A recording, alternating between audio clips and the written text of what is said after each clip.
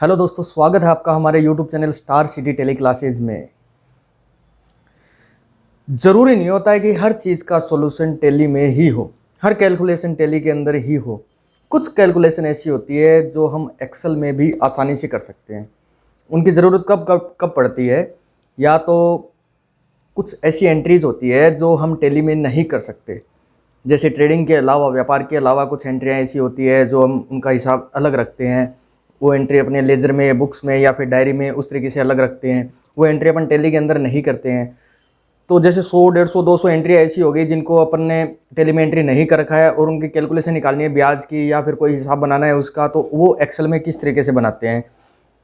अब या तो टेली के अंदर उन एंट्री को करो, एक एक एंट्री को हम टेली में चढ़ाएंगे, फिर उसके बाद में उसकी कैलकुलेशन टेली ऑटोमेटिक निकाल देगा। ये मान ली बात, इंटरेस्ट की कैलकुलेशन टेली निकाल देगा अपन लेकिन उसको एंट्री को करना पड़ेगा जिसमें काफ़ी सारा टाइम लगता है। वही चीज़ हमें क्या है कि उसको डिलीट करनी पड़ेगी। एक बार रफली उसको टेली में चढ़ाएंगे, फिर उसका इंटरेस्ट कैलकुलेशन देखेंगे, फिर उसको हटाएंगे। इससे अच्छा इसकी कैलकुलेशन अपन एक्सेल में भी कर सकते हैं, वो भी हमें पता होना चाहिए।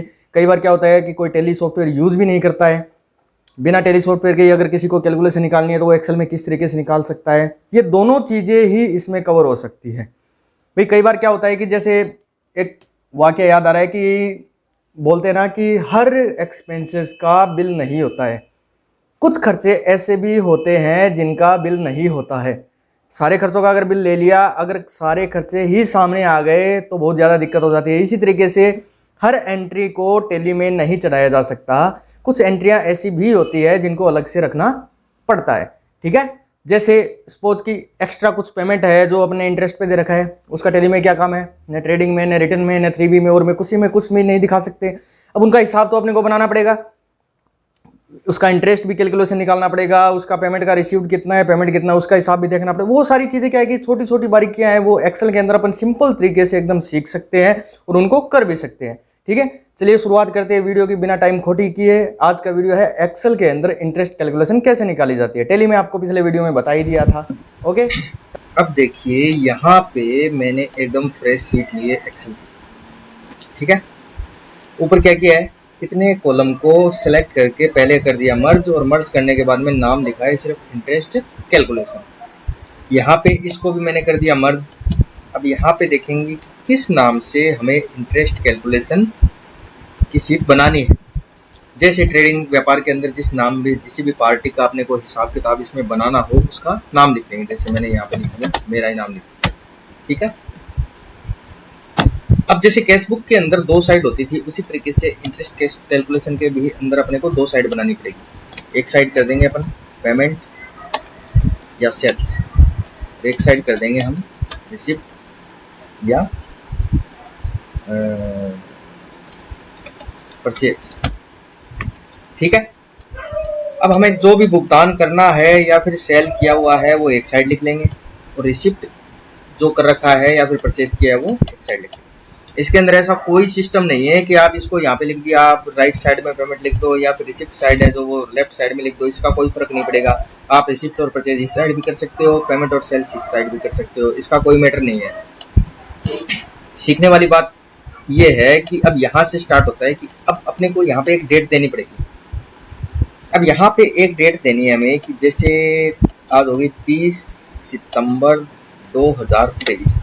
हमें कब तक का इंटरेस्ट निकालना है, 30 सितंबर तक का इंटरेस्ट निकालना है। यहाँ पे एक डेट फिक्स कर दी कि हमें कोई भी पार्टी का निकालना है, 2 साल, 5 साल, 10 साल पुराना इंटरेस्ट है, लेकिन निकालना कब तक का है, 30 सितंबर 2023 तक।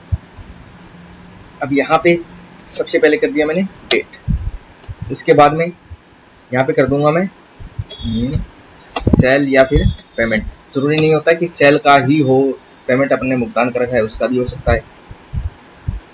उसके बाद में कर दूंगा मैं यहाँ पे डेज, उसके बाद में कर दिया मैंने इंटरेस्ट।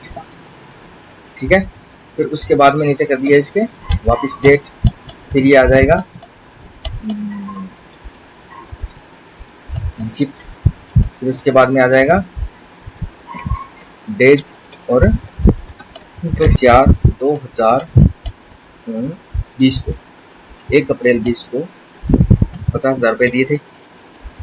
अब सबसे पहले उसके दिन निकालने अपने को कि 30 सितंबर 2023 तक 30 सितंबर 2023 तक उसके कितने दिन हो गए, ये चीज देखनी है। तो यहाँ पे देखिए सारा फॉर्मूले का सिस्टम है, एक फॉर्मूला लगाओगे तब अपने आप निकलना है सारा। तो ध्यान से समझिएगा कि मैं यहाँ पे प्रेस करूंगा इक्वल, बराबर का बटन दबा दिया।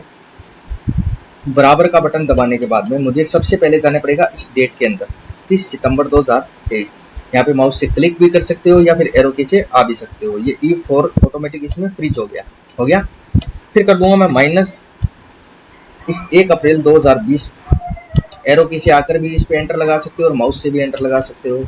इस पे जैसे ही एंटर लगाया ये कितने दिन निकाल दिए इसमें, 1277 दिन, यानी 50,000 रुपए हमने उसको 1277 दिन पहले दिए थे। ठीक है, अब यहाँ पे क्या करना है, इसका इंटरेस्ट निकालना है।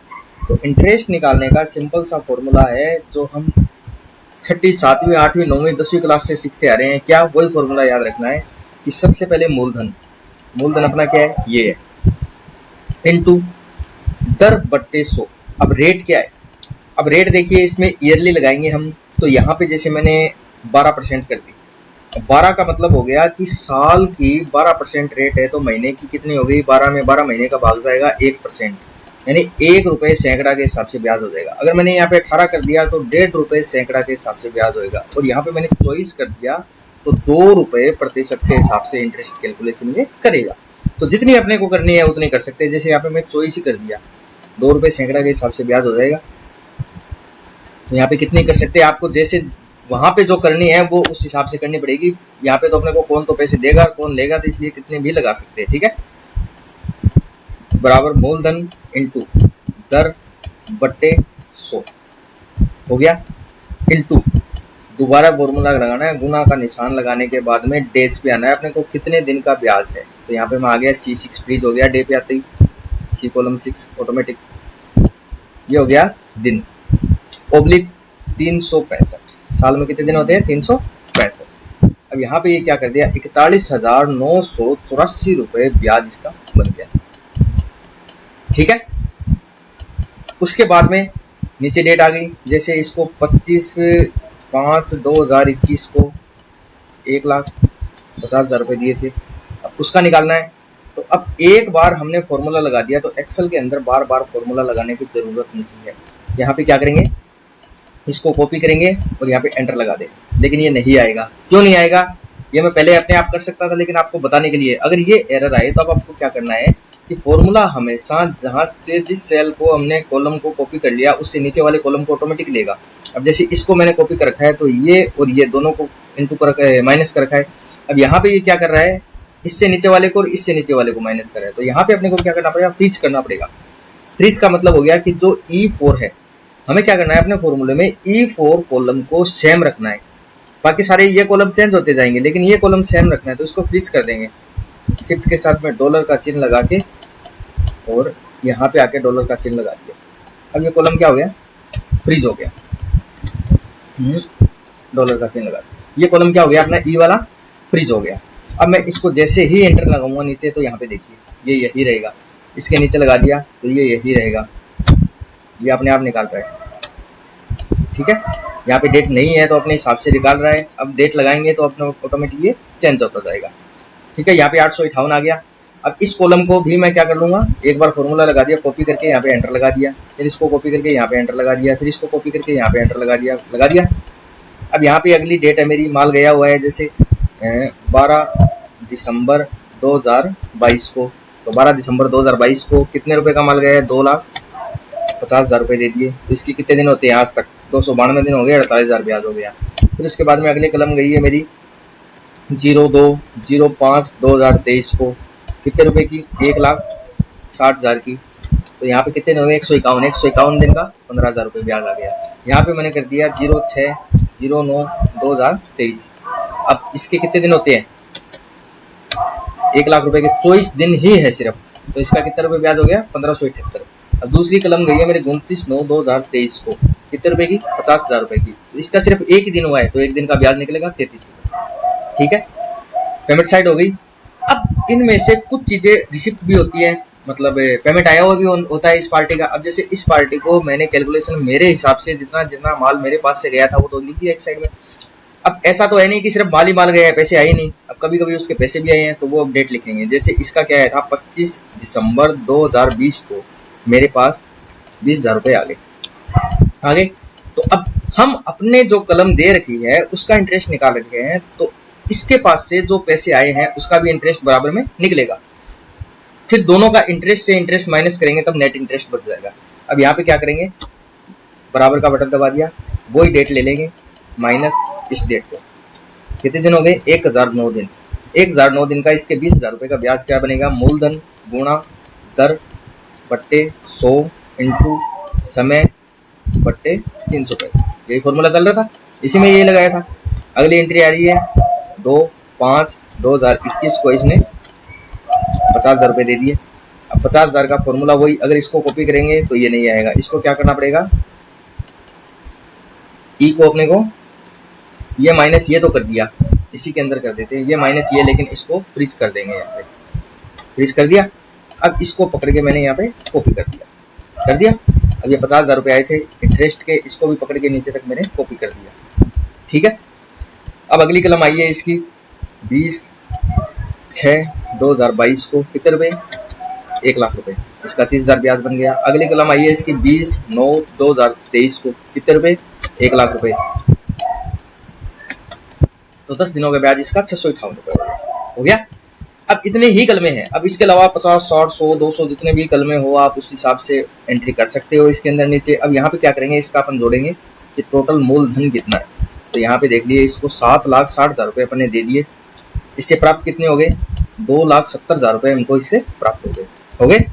अब इसका ब्याज कितना बन रहा है, तो यहाँ पे इस फॉर्मूले को कॉपी करके यहाँ पे एंटर लगा दिया, तो 1,92,105 रुपये इसका क्या हो रहा है, ब्याज बन।